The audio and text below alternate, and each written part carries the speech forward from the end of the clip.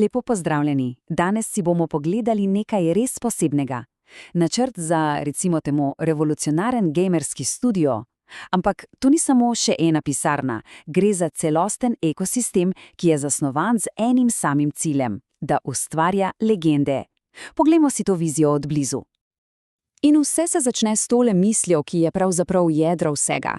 Ne gre samo za delovni prostor, gre za fuzijo, za združitev dveh svetov. Na eni strani imamo genialnost in visoko tehnologijo, na drugi pa tisti junaški, navdihujoč duh, ki te žene, da presežeš vse meje.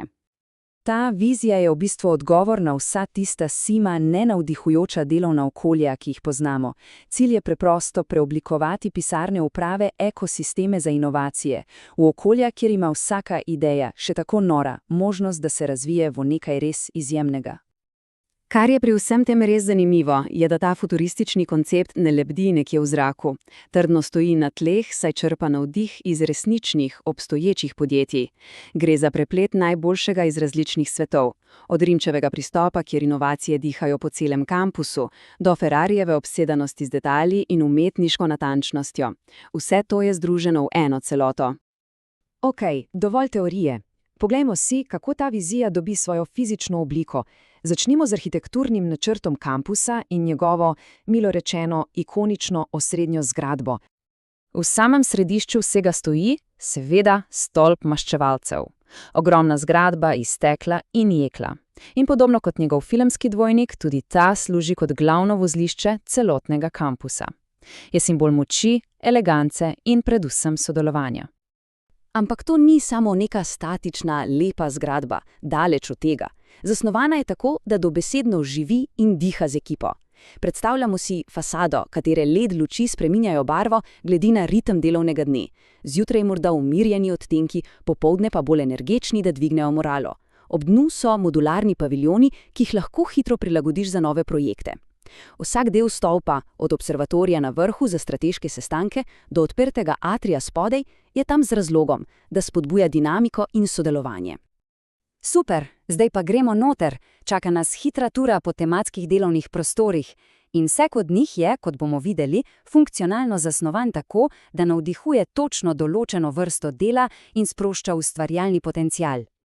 Začnimo v laboratoriju za programerje in oblikovalce. Tukaj imamo holografske projekcije, ki omogočajo 3D modeliranje kar v zraku, v realnem času. To seveda drastično skrajša čas od ideje do prototipa.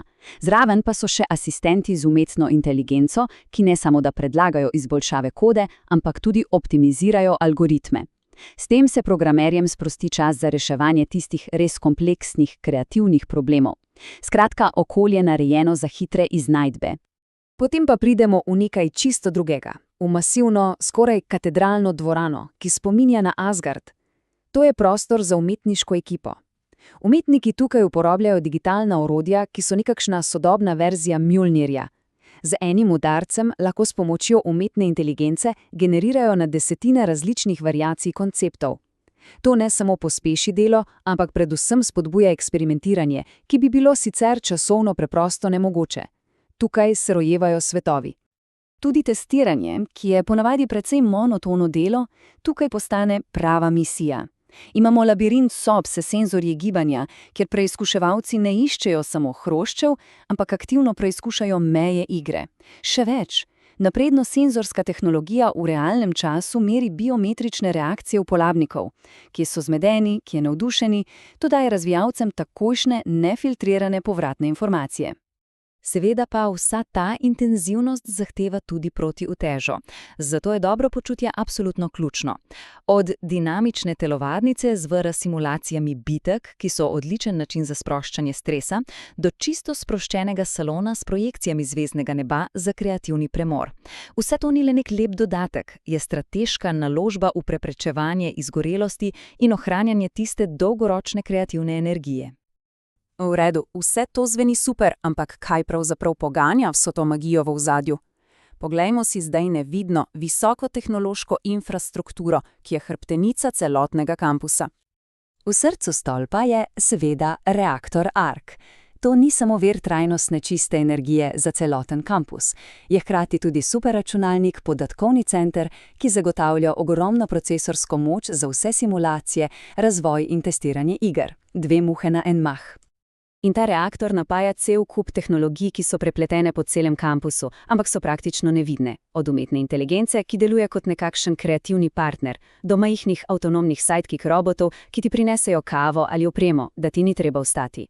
Cilj je preprost: avtomatizirati vse, kar ni neposredno ustvarjanje, tako da se lahko talenti osredotočijo izključno na tisto, kar je res pomembno – snovanje izjemnih iger.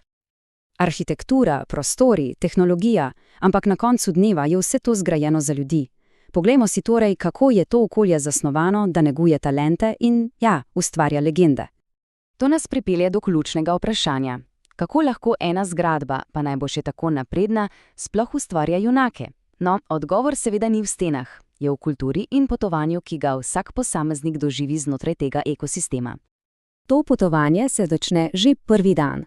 Uvajanje ni klasično izpolnjevanje papirjev, ampak je zasnovano kot misija, ki nove člane takoj vključi v zgodbo.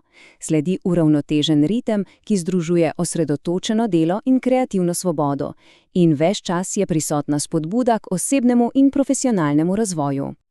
In ključen del te rasti je Akademija Stark. To je interna izobraževalna platforma, interna univerza, če hočete. Skrbi za to, da so ustvarjalci vedno na tekočem z najnovejšimi tehnologijami, idejami in tudi etičnimi vprašanji v industriji. In morda najpomembnejša točka od vseh je, kako se v takem okolju meri uspeh. Namesto da bi se osredotočali samo na klasične kazalnike, kot so roki in proračuni. Ta vizija uvaja tako imenovane metrike junakov. To pomeni, da se uspeh meri predvsem skozi zadovoljstvo in dobro počutje ustvarjalcev ter skozi njihov pogum za eksperimentiranje. Ker je filozofija preprosta, samo srečni in drzni ljudje lahko ustvarijo resnično prebojne inovacije. In s tem pridemo do konca. Vsa ta vizija nas pravzaprav sili v en razmislek. Kaj, če prihodnost dela ne bi bila samo služba, ampak bi postala junaška misija? Kaj, če bi lahko vsak delovni prostor postal okolje, ki ne le omogoča, ampak aktivno navdihuje veličino? Prihodnost se morda začenja prav s takšnimi idejami.